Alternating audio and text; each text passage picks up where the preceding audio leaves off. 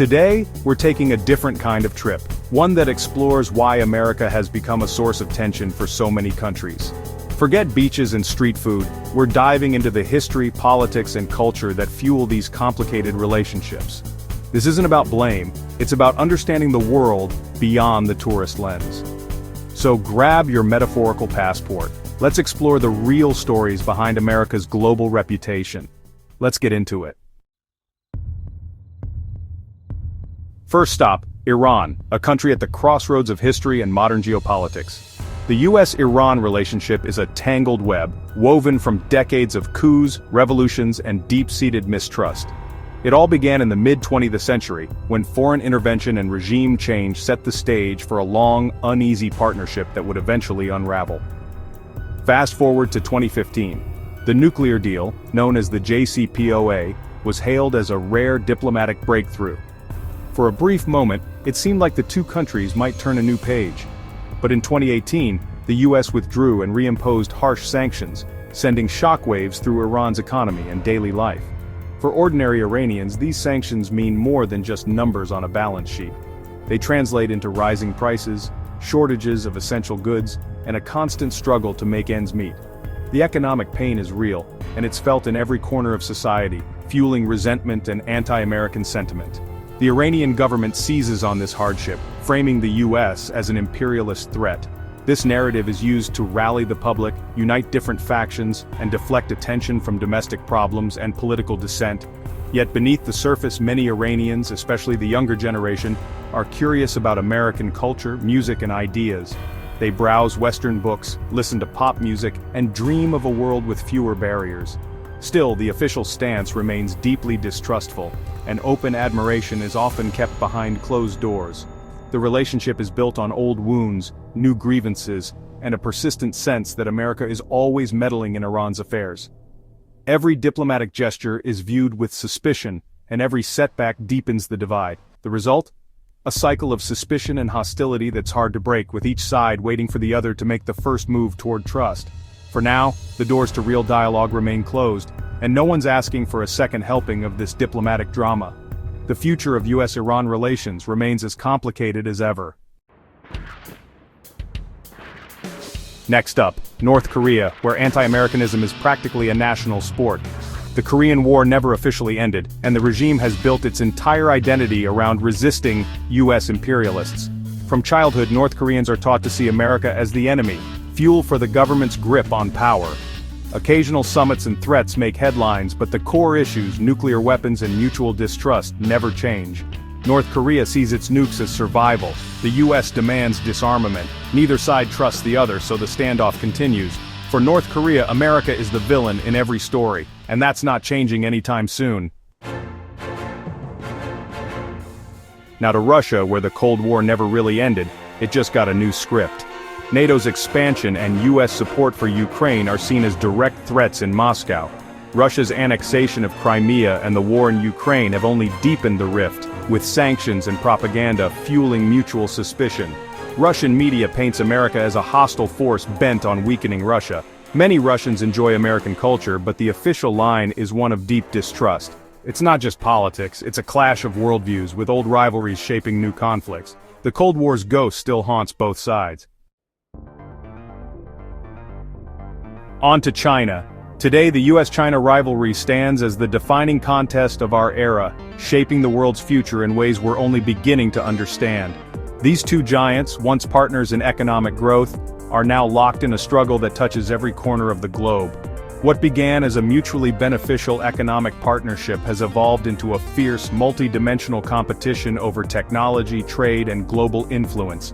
Both nations are racing to dominate the industries of tomorrow, from artificial intelligence to green energy, each determined to set the rules for the 21st century. Trade wars, tariffs, and accusations of intellectual property theft have soured relations, making cooperation more difficult and mistrust more common. Each new round of sanctions or restrictions sends shockwaves through global markets, affecting businesses and consumers worldwide. The US criticizes China's human rights record, especially in places like Hong Kong and Xinjiang. China, in turn, sees these criticisms as interference in its internal affairs and points to what it calls hypocrisy in American actions abroad. military tensions simmer in the South China Sea and over Taiwan, with both sides flexing their power and conducting military exercises. The risk of miscalculation is ever present, raising concerns about the possibility of open conflict. For many Chinese, America is seen as a declining power trying to block China's rise, while for Americans, China is viewed as a strategic competitor challenging the established order. National pride and state media reinforce this view, fueling a sense of unity and purpose among the Chinese public. The narrative of a Chinese dream is broadcast daily, inspiring confidence in the nation's future. The result, a rivalry that's economic, ideological, and military, all at once. It's a contest not just for power, but for the hearts and minds of people around the world. The world is watching closely, as decisions made in Washington and Beijing ripple across continents.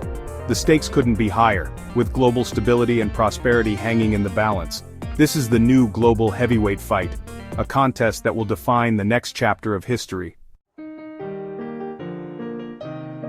Next, Venezuela, a feud that's part neighborhood spat, part geopolitical standoff. U.S. sanctions and support for opposition leaders have fueled a narrative of American interference. The Venezuelan government blames the U.S. for economic collapse, while Washington points to corruption and authoritarianism. For government supporters, America is the villain. For the opposition, it's a potential savior. The result is a country divided, with the U.S. cast as both scapegoat and hope. Neutral ground almost non-existent. It's a standoff with no easy resolution. Cuba and the U.S. neighbors locked in a 6-decade standoff. The U.S. embargo, or El Bloqueo, has shaped Cuban life and fueled anti-American sentiment for generations. The embargo is blamed for shortages and hardship, while the U.S. sees it as leverage for change. Brief hopes of normalization faded, and the old tensions returned. Many Cubans resent both their government's failures and the U.S. policy that punishes ordinary people. It's a grudge match with no clear winner, just a lot of suffering in between. Change is wanted, but not on America's terms. The stalemate continues.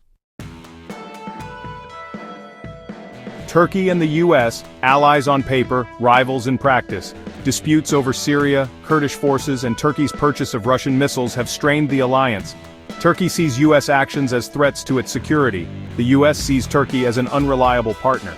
The refusal to extradite Fethullah Gulen, accused of plotting a coup, adds fuel to the fire.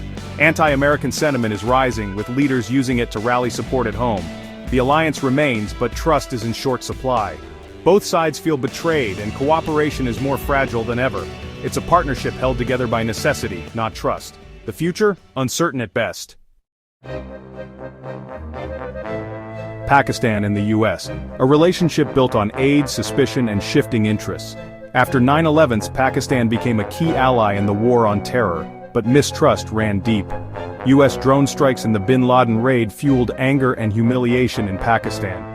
Many Pakistanis see America as a manipulative power using and discarding their country. The alliance was always transactional, never truly trusting. With the U.S. exit from Afghanistan, ties are weaker than ever. Pakistan is left to deal with the fallout, feeling abandoned and exploited.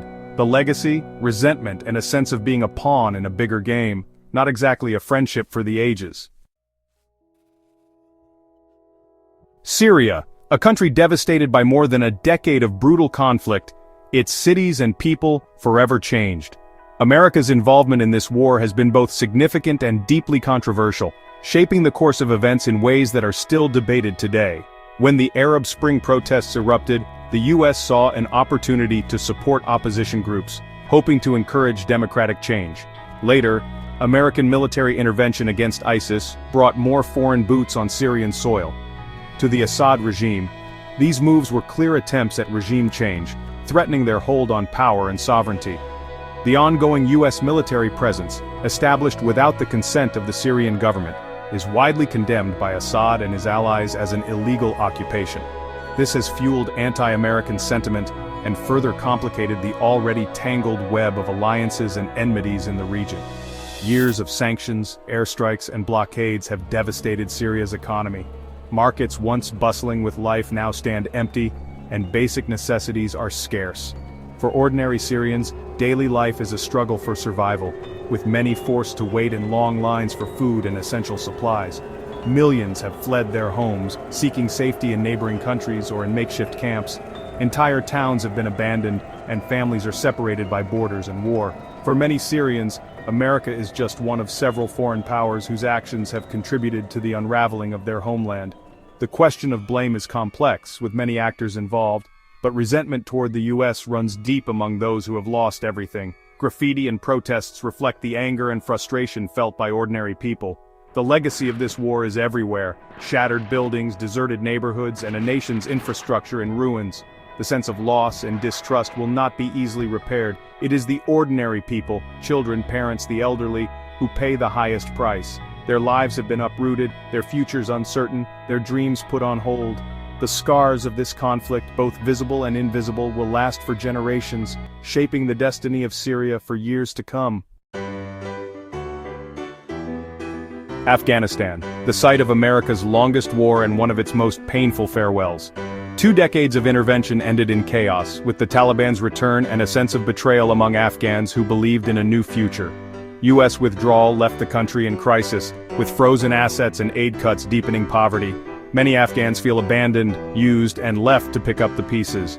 For the Taliban, America is now an economic enemy.